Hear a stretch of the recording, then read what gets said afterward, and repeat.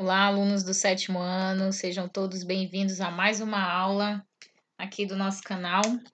E antes de iniciarmos a nossa aula, o que eu sempre peço é curta aí o nosso vídeo, compartilhe e se inscreva também no nosso canal, ok? Então vamos iniciar hoje a aula falando de vírus e depois nós vamos partir para falar de bactérias e doenças. Então vamos iniciar aí. O objetivo desse capítulo é conhecer a estrutura e o processo de replicação dos vírus e das bactérias. Sem contar que a gente está passando aí por uma situação bem complicada em relação ao Covid-19, então essa aula veio mais para esclarecer algumas coisas em relação aos vírus, principalmente. Então, aqui são alguns questionamentos que a gente gosta de fazer para os alunos, tá? E a gente faz com a função de tentar entender até que ponto aquele aluno sabe sobre aquele assunto. Então, você sabe como são os vírus e como eles se reproduzem? Você já teve dengue ou catapora? Qual é a diferença entre vacina e soro?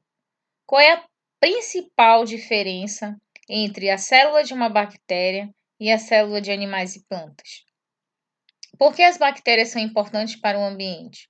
Como são transmitidas as doenças causadas por bactérias, como a cólera, e de que maneira podemos combater aí elas? Ou seja, não só combater, como também prevenir. Por que é importante lavar as mãos antes das refeições, ao chegar da rua e depois de ir ao banheiro? Bom, aqui no caso, o capítulo já abre retratando sobre a questão da vacinação, né? E o que as vacinas aí fazem para evitar certas doenças, incluindo aquelas causadas por vírus e por bactérias. Como são os vírus? Bom, os vírus, eles não são formados por células, eles não possuem respiração, eles não se alimentam. Então, daí a gente já consegue tirar que os vírus, eles não são seres vivos, como é que eu posso dizer? Eles não são seres vivos em si, mas existem algumas coisas que levam eles para esse lado, de que eles podem sim ser seres vivos. E conforme a gente for estudando, vocês vão entender o porquê. Mas quando estão no interior da célula, eles conseguem se reproduzir, como por exemplo, uma célula humana, uma célula de uma bactéria. Ele consegue, na verdade, causar um mecanismo para que ele possa se multiplicar, tá? Então, os vírus, eles são bem pequenos em relação às bactérias, como vocês podem observar aqui, e as células humanas. Deixa eu pegar aqui o laser para a gente entender aí. Então, por exemplo, aqui, ó. Aqui é uma célula humana, é a hemácia, né? É a célula do nosso sangue. Olha o tamanho da célula, aí, ó, em 10.000 nanômetros. Aqui temos 1.000 nanômetros, aí a célula bacteriana E. coli.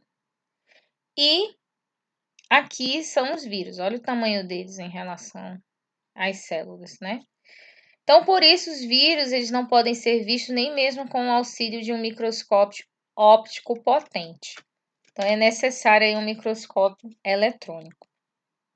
Então, com a criação do microscópio eletrônico e de outras técnicas, foi possível verificar que os vírus não são formados por células. Eles, na verdade, né, como vocês podem ver aqui na imagem, eles são apenas cápsulas de proteínas.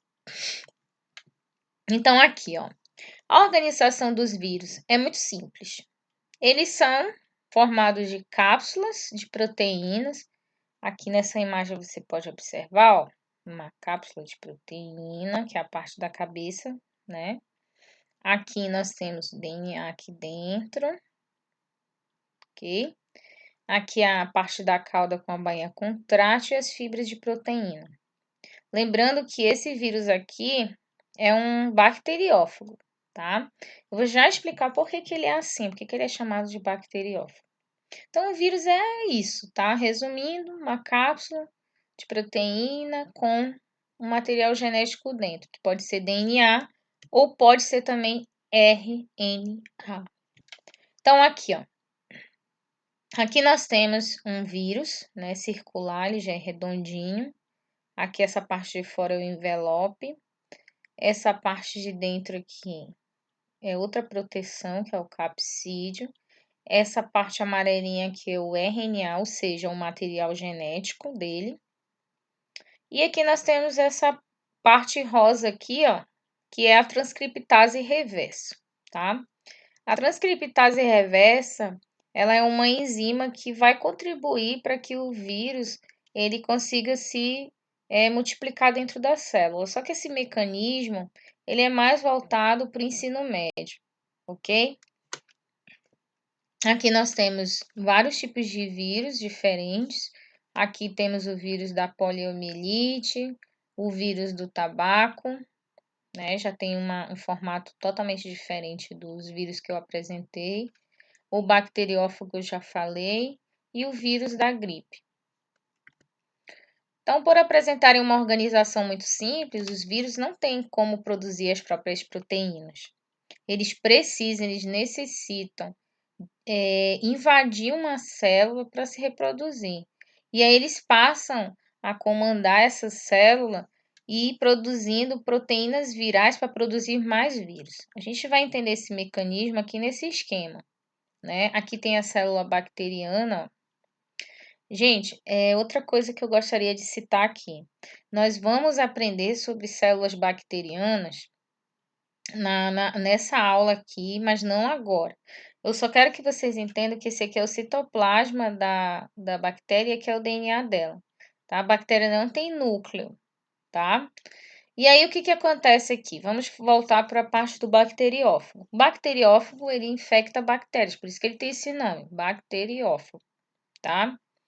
E aí, ele vai até a célula da bactéria, fixa ali na parte da parede celular e membrana plasmática.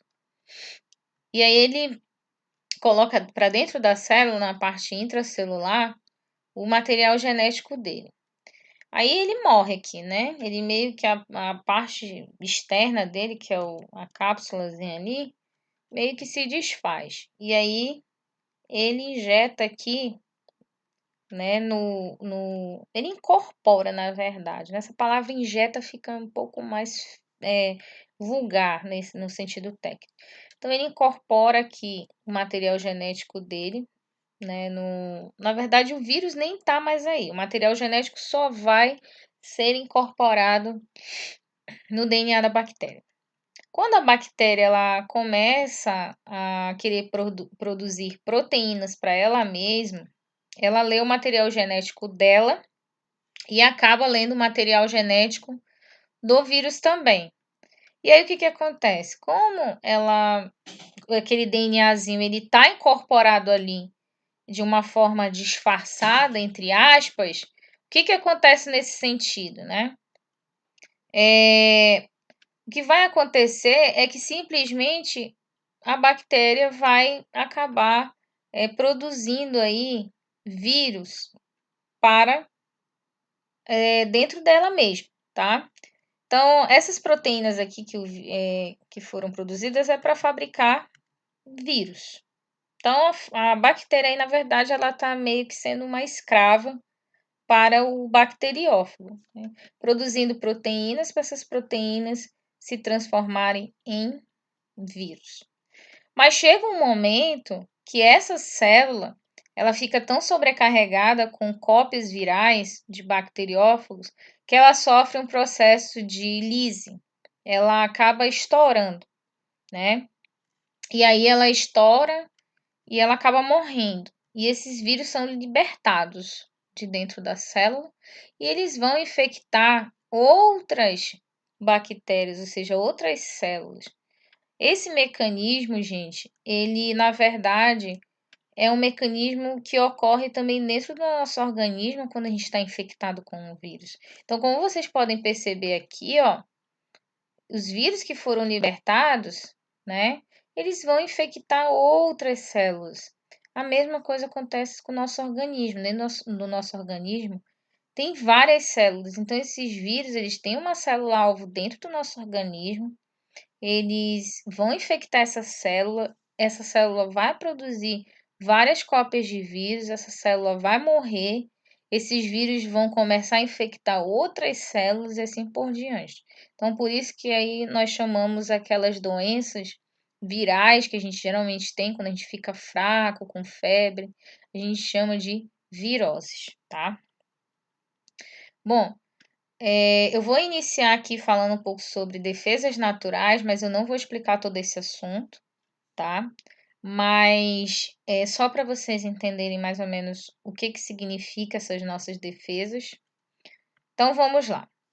Como os vírus se reproduzem apenas quando dominam as células e as utilizam em benefício próprio. Então, eles são chamados aí de parasitas intracelulares obrigatórios. Eles são chamados de parasita intracelular obrigatório por causa desse exemplo aqui que eu dei, ó. Porque eles precisam estar dentro de uma célula. Eles precisam de uma célula. Esse bacteriófago aqui, a missão dele é incorporar o DNA. Esse DNA se incorporar aqui no DNA da bactéria, produzir proteínas para produzir cópias de vírus. Tá? A bactéria acaba se tornando escrava desses vírus, produzindo milhões de vírus, e esses vírus saem, infectam outras bactérias, ou seja, outras células. Então, por isso que a gente chama ele de parasita intracelular. Intra significa dentro da célula. Ele é obrigatório. Se ele não consegue atingir uma célula e traçar todo aquele objetivo de incorporar seu material genético e de produzir cópias virais, ele não consegue sobreviver. Ele precisa de uma célula. Então, aliás, os vírus causam doenças justamente porque conseguem destruir as células que eles parasitam, tá? Então, estamos em permanentemente contato com uma grande quantidade de seres microscópicos que se encontram no ambiente. Corrigindo aqui a minha fala, é permanente contato, tá? Então, alguns deles causam infecções, mas nem por isso ficamos doentes o tempo todo. Eu vou explicar o porquê que isso acontece, mas isso numa outra aula. Então, isso acontece porque o nosso organismo, querendo ou não, ele possui algumas defesas, que eu vou explicar como que ocorre esse mecanismo todo de defesa. Bom, eu, na verdade, aqui, eu estou utilizando um exemplo daqui de defesa, tá? Do nosso organismo contra micro-organismos invasores. Então, o que acontece aqui, tá? Aqui eu tenho um vírus, aqui nessa imagenzinha eu coloquei, mas pode ser qualquer outro micro-organismo. Pode ser até um verme, por exemplo. Pode ser uma bactéria, pode ser um protozoário, mas aqui, como a gente está falando de vírus, eu coloquei um vírus, tá? E o que acontece nesse sentido? Essa célulazinha aqui é chamada de leucócito, tá? No 8º ano, a gente vai entender um pouco mais sobre essas células sanguíneas. E o que acontece com essa célula aqui? Essa célula é responsável por produzir anticorpos. O que são os anticorpos? Tá? Desenhei aqui os anticorpos. Os anticorpos, o próprio nome já diz, né? É anti alguma coisa, um anticorpo, tá? E aí, o que acontece? Esse anticorpo, ele vai agir aí sobre um determinado organismo que esteja prejudicando, né, o seu organismo.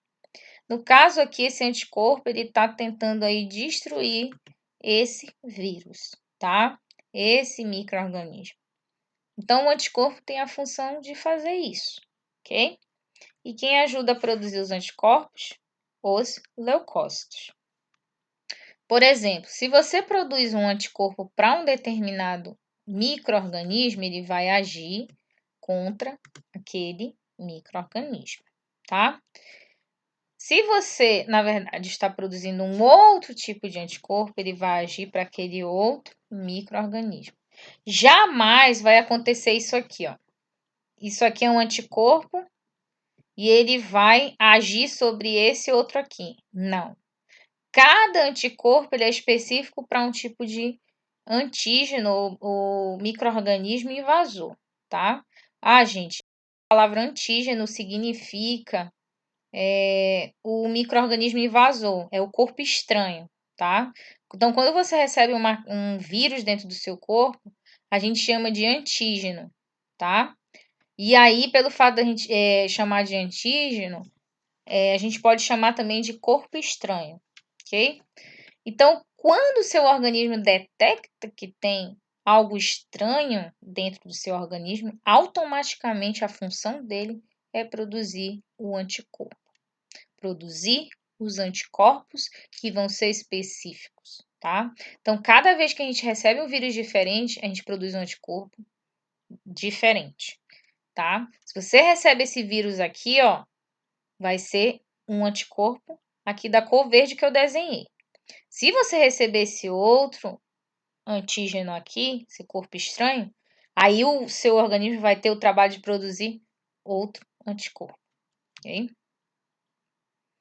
Então, eu vou ler esse texto aqui, mas a gente vai continuar a nossa aula no próximo vídeo, ok? Porque para poder vocês entenderem mais ou menos como funciona.